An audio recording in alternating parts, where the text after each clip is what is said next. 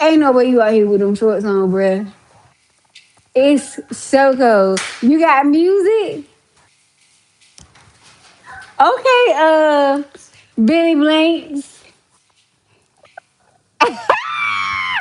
Okay, okay, Tybo. Okay, Tybo. I don't want no scrub, but scrub is a girl can't get. Hi guys, no love from me. Hanging on the passages. I am online. Have is this friends line? Shine some color in me. What we got? What we got? What we listen? Do you have a workout playlist?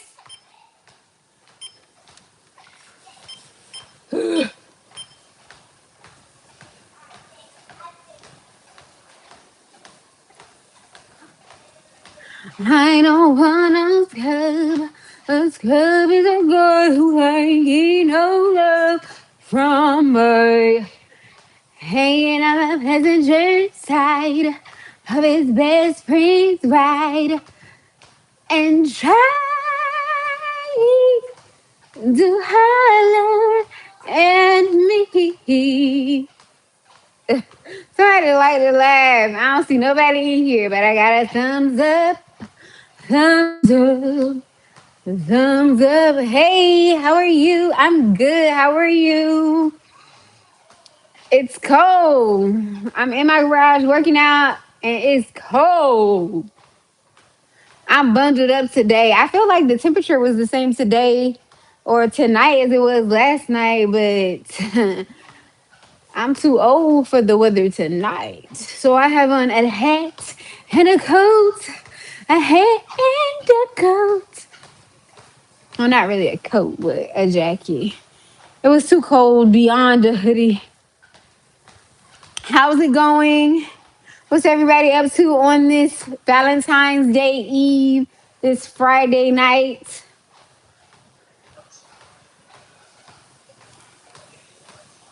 I don't wanna skip. I do not. I have no idea why I'm singing it. I don't know what I heard or what I saw to make me randomly start singing that, but it needs to stop now.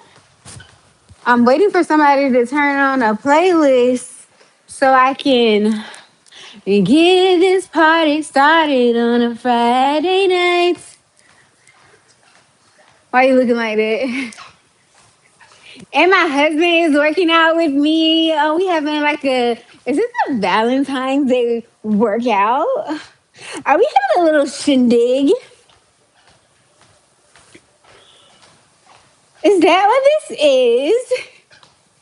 He ignore me, y'all. He don't be paying me no man. He just lets me talk.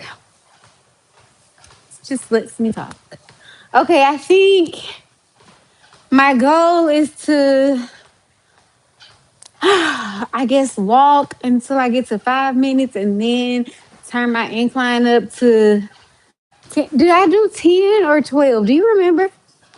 No, I don't remember either. I can't remember if I've been doing 10 or 12, but it's going to be about time to put the incline on this thing. I'm here to tell you guys, I love going live when I get on the treadmill because you guys make the time go by on the treadmill so fast. And it's like, it shouldn't be that big of a deal, but it actually is. Because it's like, I feel bad, but hello. I'm sorry that you feel bad. No, why you feeling bad? Hello. And I liked and subscribed. Oh, thank you, hearts. I'm sorry that you feel bad, though. Like, are you sick? Are you not feeling well? Like, physically, is your body ill? Um, but like, I don't know, right? I'm doing well. I'm also a pharmacist. Hey, pharmacist. I just graduated in May and currently finishing my residency. I love you. Oh, thank you. I'm not one of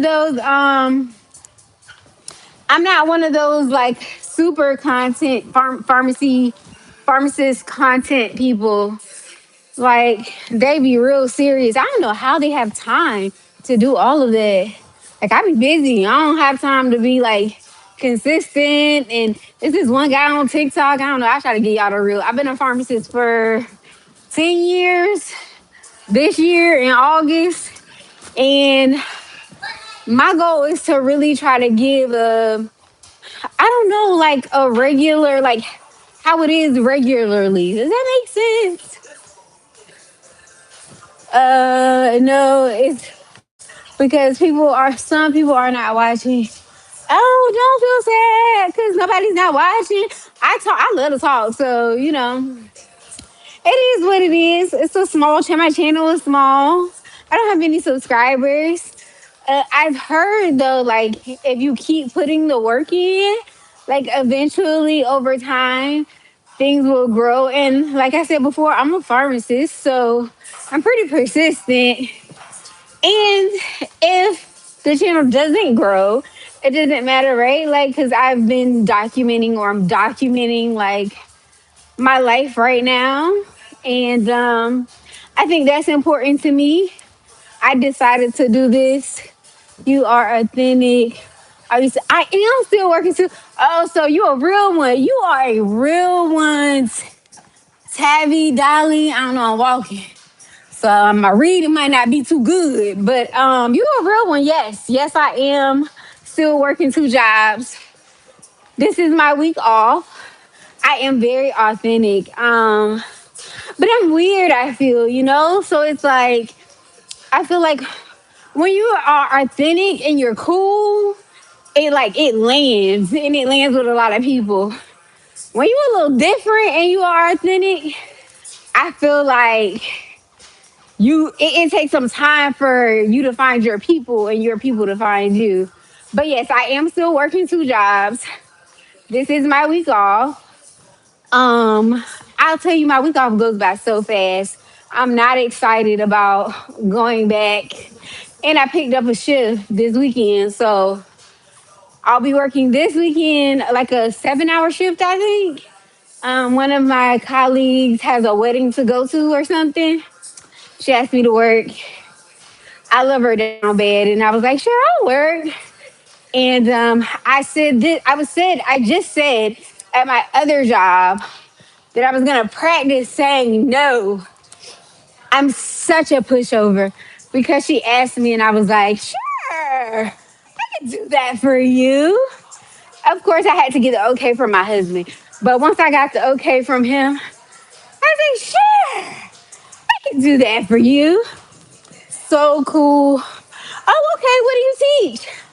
Or I don't know if what do you teach is the right thing. What course? What courses are you over? What courses do you instruct? That's probably better.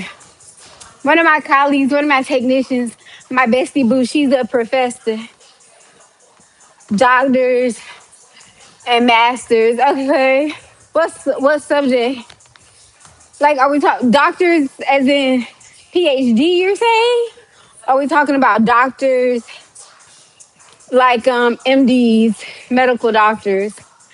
I'm confused because you put masters with it. My bad. I'll be a little off. I want to work a second job at night, part time, to pay off my student loans quicker.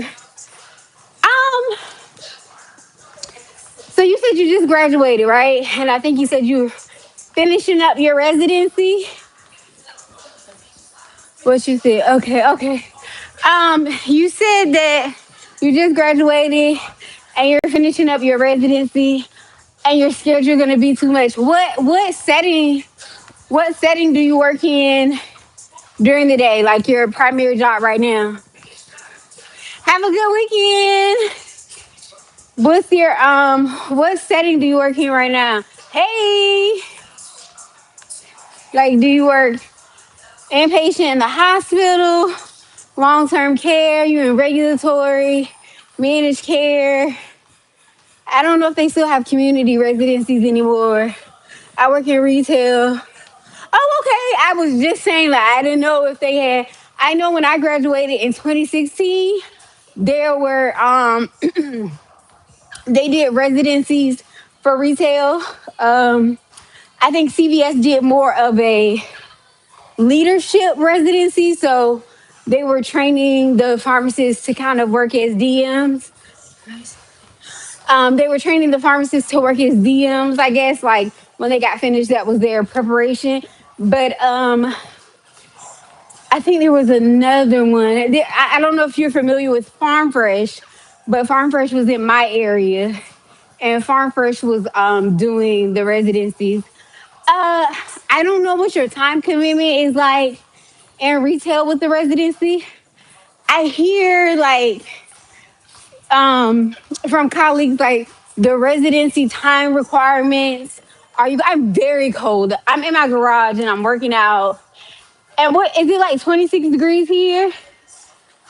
I think it's very, very cold here. Yes, I'm extremely cold. And I have a little heater and I have my door open to my kitchen, but there's not enough. It's just not enough. But I don't know what your time requirements are for your residency. You work 40 to 50 hours a week. Okay, are you on call?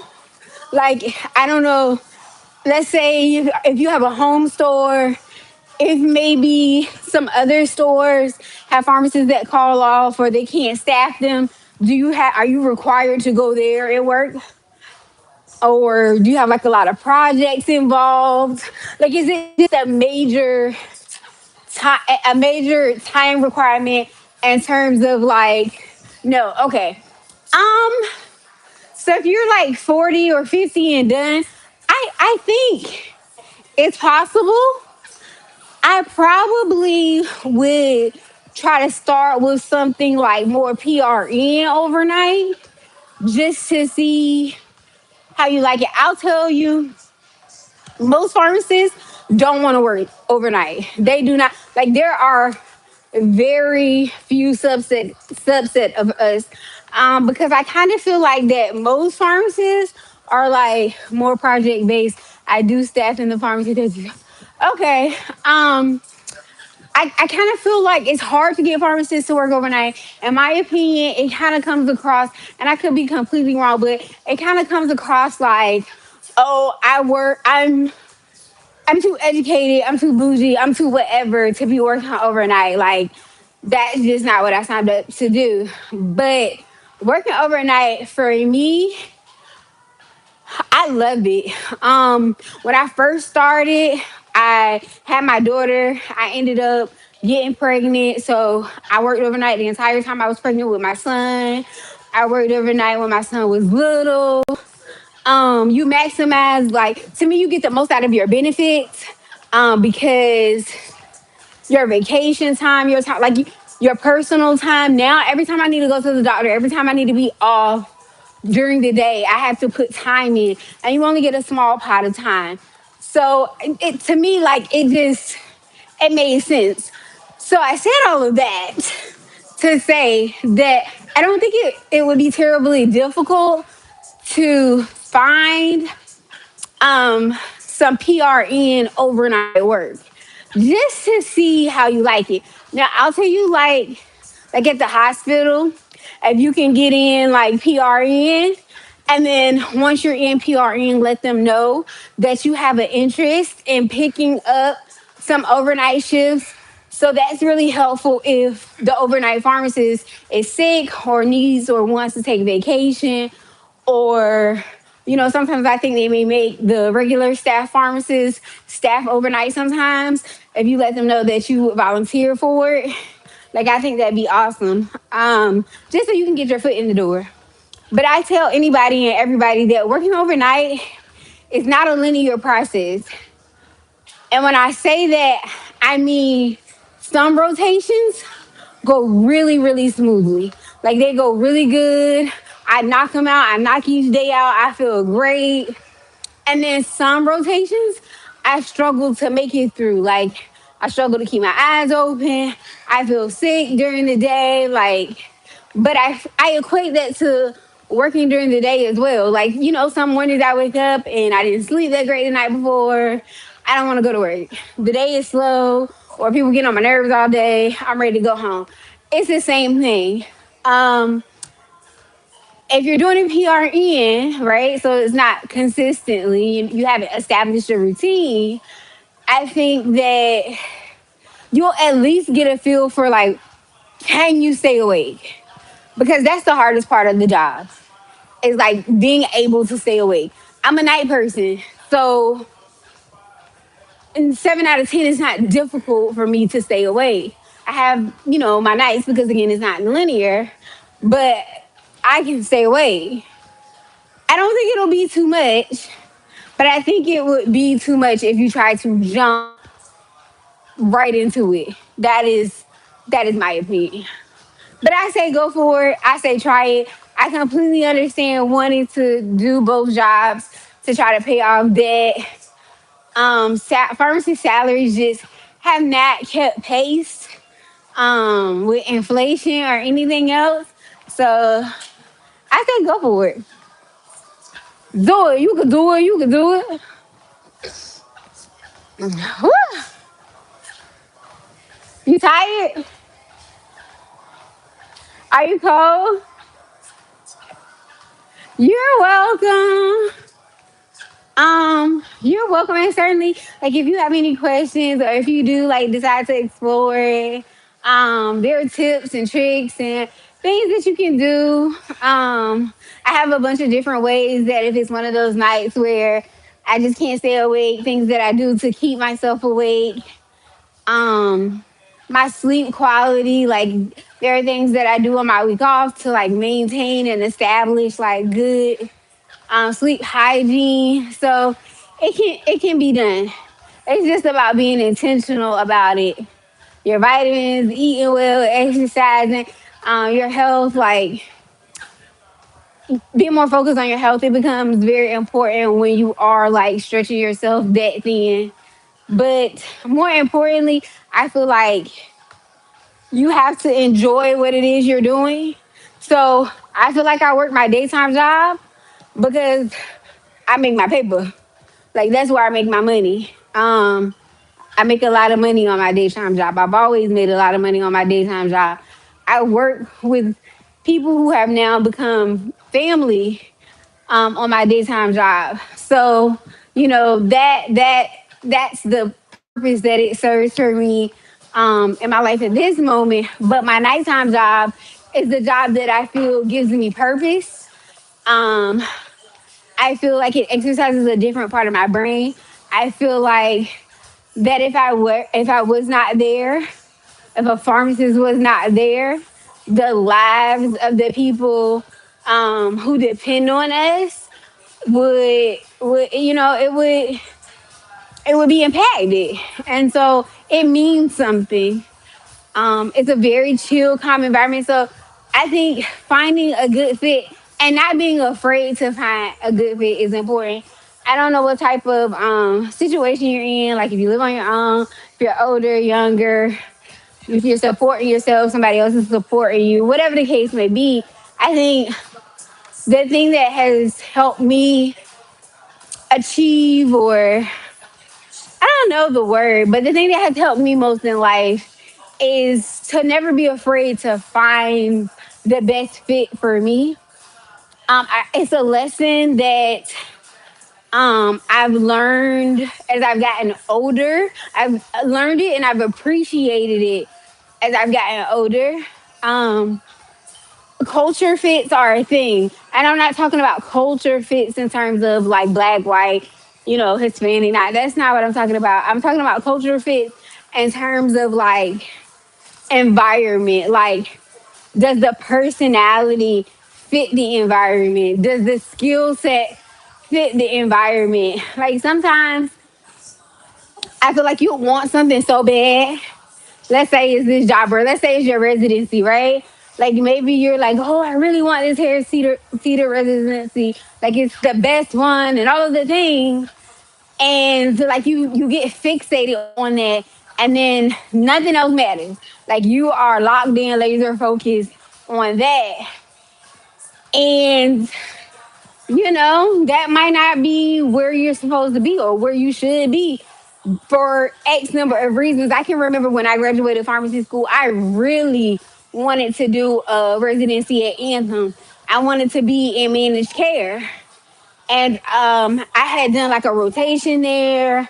I felt like I loved the culture. Like, I mean, it was just awesome. I really enjoyed my time there.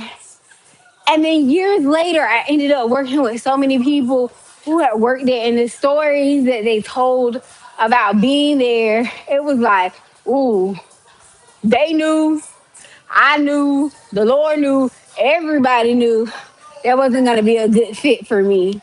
My personality, I wasn't going to grow there. It just was not going to be a good fit. And sometimes when you're in a situation, you can't see that it's not a good fit, especially if you might be strained and you need the financial aspect of a situation, and it might be a really good financial situation. Like, imagine if you had just gotten let go from a job and you are interviewing for a job, that salary is double the salary that you just came from. Like, you're not thinking about, I like the pharmacy as it is, not as hectic as some other companies, but I know this isn't. And you know what? I understand that. Like I said, Farm Fresh, I don't know if they were in your area, but they they were similar to Harris Teeter because they're both in my area. Farm Fresh has gone out of business, but um, we had a Farm Fresh and we also had a Harris Teeter. So grocery store, in my opinion, pharmacy is different. It's a different quality of life. But just I equate grocery store pharmacy to the same way I equate the pharmacy where I work at, where I feel like, and you may not feel this way, but I'm just sharing like how I feel that there's the upward mobility is just not there. And I'll tell you what I feel like is the really sucky and unfortunate part about companies like Walgreens and CVS is that they're so large and they have so many departments and they have so much upward mobility, but not even upward mobility. They have like just a lot of flexibility where you can exercise different muscles if you want to, and you just don't really see that a whole lot in community pharmacy. But I'll tell you, being on LinkedIn, post they go on sites like Glassdoor, Indeed. You can upload your resume, and you can. It doesn't have to be your whole resume. Like, you could make like a very limited one, two, whatever you want, whatever you feel comfortable putting up there. You can go post that, and people who are looking for pharmacists will then be able to discover your resume and find you. And I've had so many opportunities in pharmacy by that, because you don't know what you don't know. You don't know certain capacities that pharmacists work in if you haven't been introduced to it. But if somebody's looking for a pharmacist, being accessible, being able to be found is important. Um, so that's what I have to say about that. The job that I have now, working overnight in a call center, I had never heard of a call center pharmacy. I mean, outside of like a poison control pharmacist, they work in call centers. I had never heard of the position that I'm in now. I love it. I absolutely love it. So I think that's important. Networking. So many people underutilize their local and state pharmacy associations. Don't do that, because the saying goes, it's not what you know, it's who you know. That's so true. And how do you get in the know with these who's who? Is by joining these organizations, going to these events. I'll tell anybody, volunteering. I know, we come out with all these student loans. We want to make money so that we can buy the things that we want, but we also want to pay off the debt Take some time, volunteer, not only because it's, a very noble thing to do, but because a lot of times, who's volunteering? The people who are volunteering most times are people who are older, who are retired, who are getting ready to retire, who have had a long history in pharmacy. Um, and so obviously I didn't state it, but obviously I'm talking about volunteering and as a pharmacist and in pharmacy spaces. These are the people who have connections because pharmacy is small and they've worked their whole career and they have left connections at a job that they may still have. Or I remember I was volunteering at a free clinic, and at the time they didn't have a pharmacist on staff that they paid. It was all ran by volunteers. The volunteer PIC was like the head of pharmacy. She was retired, but she retired as the head of pharmacy at a local hospital. It's not very local; it's a regional hospital. But I became very fond of her. She became very fond of me. Another pharmacist that I volunteered beside, she had a amazing career as a consultant pharmacist up in Delaware. And so they are a wealth of information. They have like a lot of knowledge telling you how they got into whatever it is that they got into, the other things that they did, who they know that's still there, who they can talk to on your behalf. So I'll tell anybody, especially now, everybody talks about AI, the job market being so bad, no jobs, all the things. And I'm not trying to minimize it and say that those things don't exist because they do. How do you set yourself apart? How are you different? How are you going to get more money than the next person? What skill set, what value are you going to bring that the other pharmacists may not be able to bring? This is how. It is about doing the things that the masses aren't or won't. So that would be my advice. As you can see, I could talk about being a pharmacist and pharmacy and all that stuff forever. I could just yap, yap, yap, yap, yap because I genuinely enjoy it. And I'll tell you what makes me really angry. It doesn't make me angry, but it's like when I get on TikTok and I see people, especially the nurses, and I don't know if this is like specific to nurses, they're like, other nurses are telling other nurses, like, take your credentials out of your bio and your profile because people are calling the boards of nursing and people are calling jobs and they're losing their license. And I hate when people make their professions their identity. I really don't understand that statement. Maybe because I'm small minded. I don't know. Like, I might be ignorant to the fact. I'm not really sure, but when I think about identity or self identity, like I think about a lot of things. My identity is tied to many things, not just what I do for money, being a wife, being a mother, my hobbies, the things I enjoy, the things I don't enjoy, like all of those things, you know. So I don't know what that means. I'm a pharmacist, a pharmacist, a pharmacist, a pharmacist. My 40 plus hours a week shape how I navigate throughout life. How I work in customer service because I'm a retail pharmacist. So how I interact with other customer service professionals, how I expect other customer service professionals to interact with me. Just kind of own it is what I say. I don't think it's about making your job your identity. I think it's about being clear about who you are and what you do and what you're trying to do, where you're at, where you're going, where you want to go. And people will gravitate to that. Some people will be inspired by that and they will take an interest in helping you get there. So, yeah, certainly that's my whole little spiel on that. And I like being in environments where I can be myself.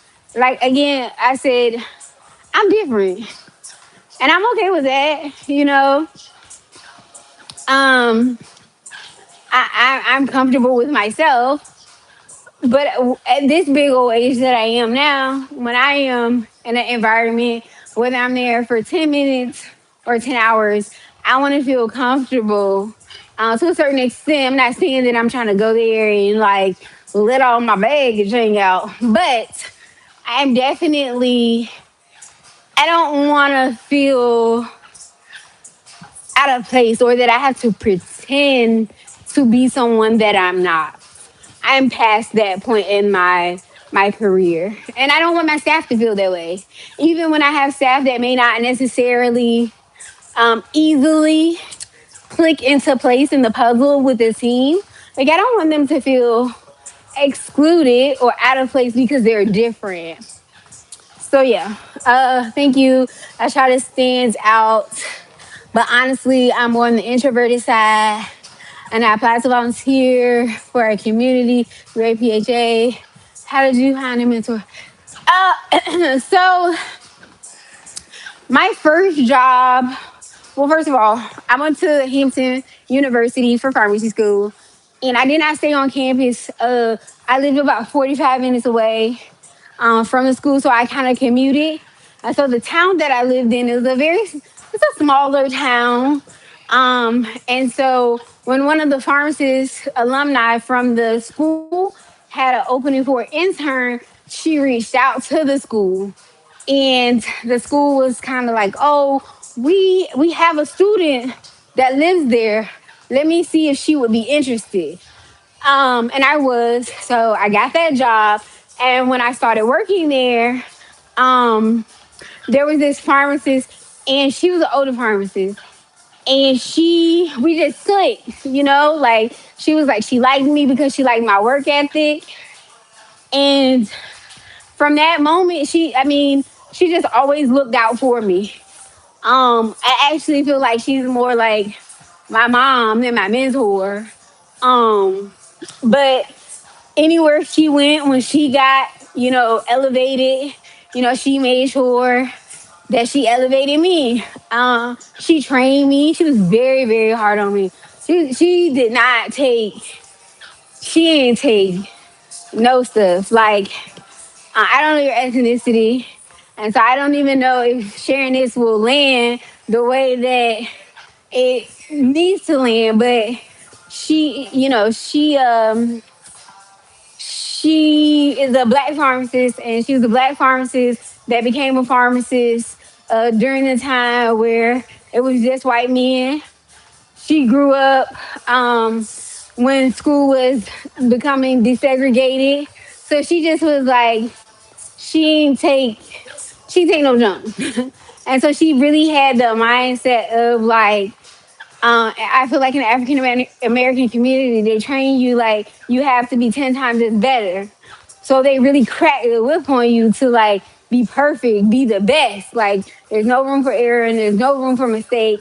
Um, and so she just liked that I was coachable. I was open to the training and the coaching, and I looked up to her. She was very successful, like, um, and that's that.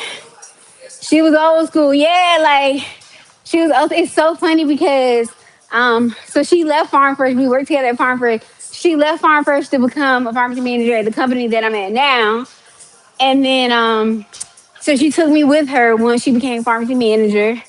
And so I worked under her the entire time. And then when she got ready to retire, her whole goal was preparing me to take her job. She was distraught when she thought that I wasn't going to take her job. Um, and she was just so hard on me. Like, she was so hard on me. I remember she would fuss at me. Like, I would do something and she would fuss at me.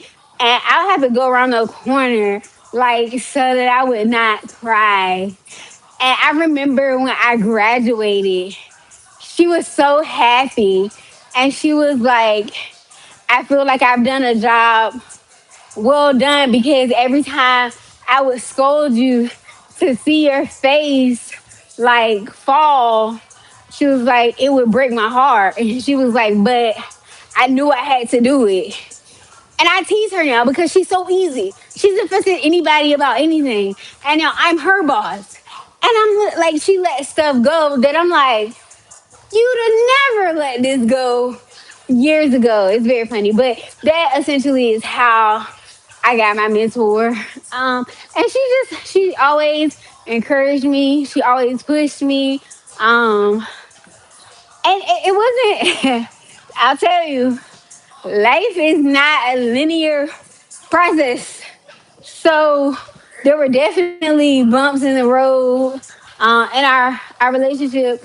But and as a whole, when I look in hindsight, she's had my back. So that's how I found my mentor. She's the one person that I consider a mentor, and it's very hard. I'll tell you, um, because like I said, she stepped down. She just had a birthday. She just turned 60. Or no, she hasn't had a birthday. Her birthday is on Sunday. And I have to remember to text her happy birthday. But she'll be 66, and she stepped down, and I took her job, and I crash out every time I think about like her retiring and like leaving the bench like completely. And I think part of the reason why she won't leave completely is just like for her, she's like, okay, she's not ready emotionally yet for me to leave her. And I do get very, very sad. And that's one thing about having a mentor, especially when there's such an age difference. She got licensed in 1987. Um, and so she's been a pharmacist longer than I've been alive. And so now, she's ready to stop renewing the license, and I can't let go. I'm not ready to let go. And that is something that nobody prepares you for. And we've worked together side by side full time for the last 4 years. And we've worked together side by side for the last 11, 13 years. My daughter will be 14 years. And I still have other pharmacists like that work in the farm. There is no team like me and her. Like, if the two of us are on the shift, the techs know we're just a really good team, like an excellent team. So yeah, that's how I found my mentor. Um, I think when you're looking for a mentor, what's important, in my opinion, for me, and I think what should be important for anybody, is deciding what it actually is that you want from a mentor and out of a mentor. I'll tell you, I don't think I was looking for a mentor when I found her. I don't think it just kind of happened. And I don't know if that's a good thing or a bad thing, because I don't know that in hindsight that I would want a mentor that emotionally I'm so attached to. Like I told you, she's like my mom. Like she wants to retire, but she's not married. She doesn't have any children. So it's like I don't want her to retire because what is she gonna do? Who's gonna take care of her? How's she gonna stay? Like it's just I'm not sure in hindsight that I would want a mentor to be that close to a mentor. You may not want to be that close to a mentor. You may want it to be strictly professional. You may not want it to turn into a friendship or it to be like a family. Like you may not want that. And so that's important. Do you want someone who looks like you? Who has a path that's similar to your path? Our paths were very different. She has no children. She's never been married. I have 2 children. I'm married. I've been with my husband for over 18 years. So,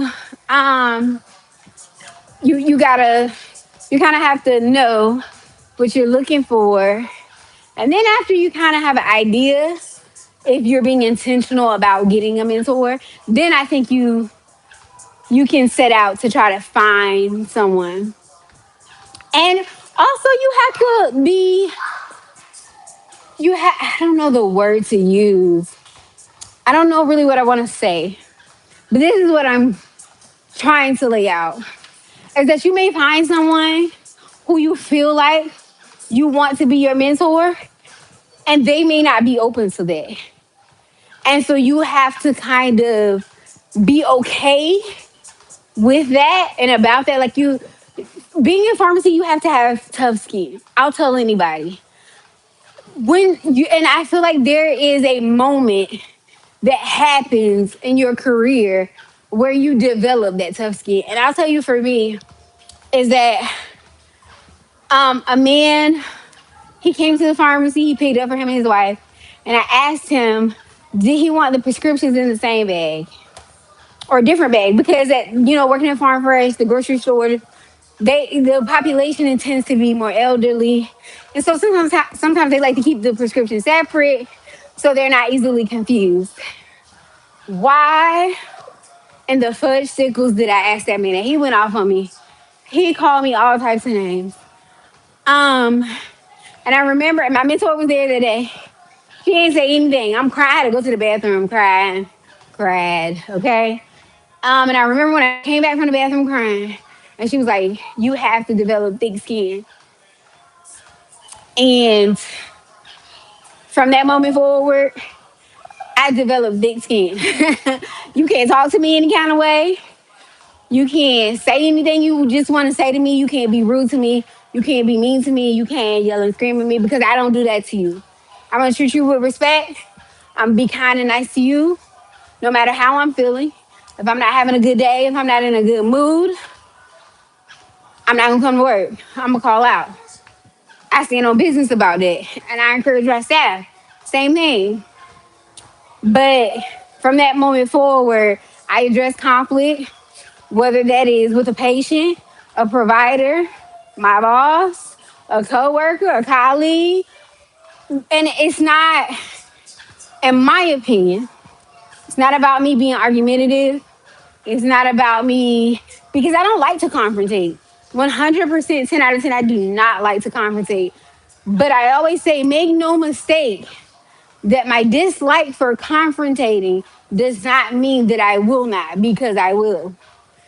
But it's about letting people know who they can play with and who they can't play with. They need to know that. That's very important. So yeah, I feel like you gotta learn that in pharmacy, because pharmacy still is very much. Patients can be harsh at times. I had to tell a patient not to disrespect me. That was out of my comfort zone. But there is so much a person can say. Exactly. I do not tolerate. I do not tolerate it. Vulgar language. When you start using inappropriate language, I walk away. Conversation is over. It's done. It's so funny. It's so funny because my staff recently, they were teasing me.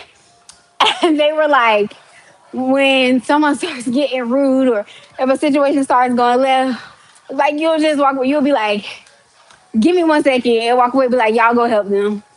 And they're like that's not equally as rude. And I'm like, I don't feel like it is, because I know me. I know the type of customer service I like to provide. I know the type of experience that I want the patients to have. And in that moment, I'm not prepared to give it to you. And I want you to have. So I'm gonna go head out and get you somebody that can fulfill the job. But no, you can't. You can. And I'll tell you, when people see that you will, patients see that you will stand your ground, and not rude, not disrespectfully, like just as a person, as a human, I think they think twice before they try you. They definitely try other pharmacists more than they try me. I use silence when appropriate. I write stuff down. I'll be like, give me a second. Let me go get a pen and a piece of paper. A lot of times the tone and the story changes when I start writing stuff down, because then I'm taking the documentation of what you're saying. Um, yeah, no. And it definitely comes with practice. I can't tell you that I was that person when I first got licensed. I can't tell you that for certain. I don't know that I was her. But what I can tell you is that I'm her now. And I encourage you to be her. And I encourage you to find her real fast. And I don't even know if you are her. You might be a him. So if you are a him, I encourage you to find him fast. Don't let nobody play in your face. Because they will. If you let them, they will. Woo! Listen.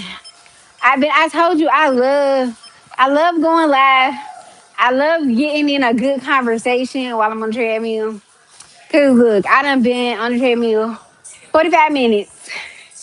I'm done with my cardio. It's time now for me to lift some weights.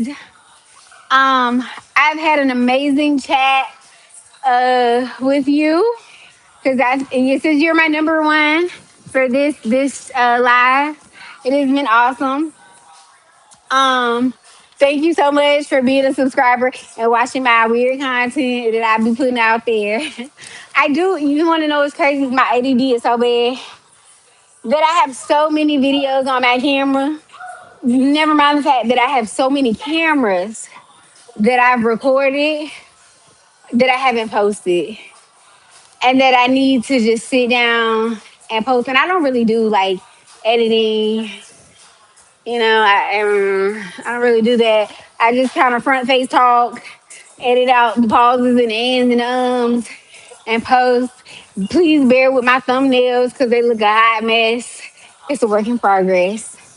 So I have no real reason not to be posting those things. Yes, you have a good night. Have a good weekend. Hopefully you have an awesome Valentine's Day. And I'm gonna hop on off.